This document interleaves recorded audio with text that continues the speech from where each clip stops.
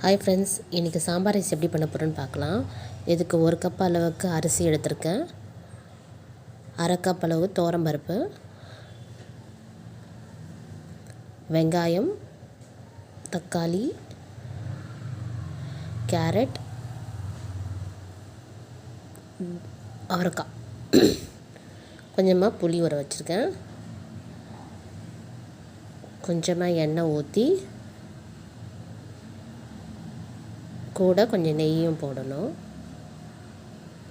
அது கூட கொஞ்சமாக கடுகு,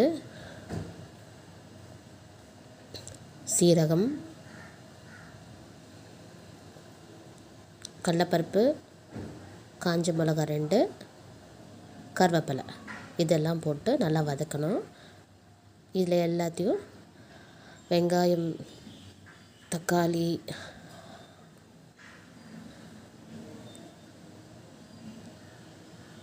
கேரட்,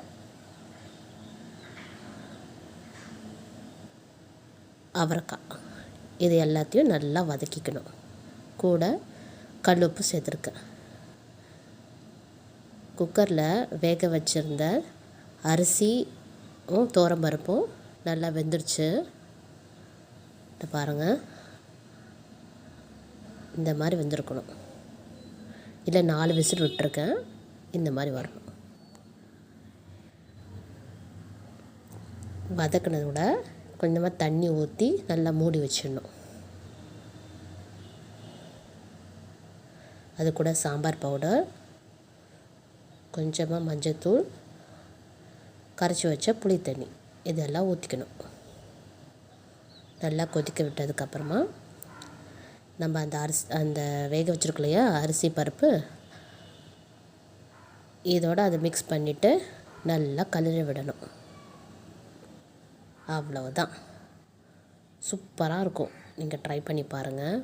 ட்ரை பண்ணிவிட்டு எப்படி இருக்குன்னு எனக்கு சொல்லுங்கள். பாய்.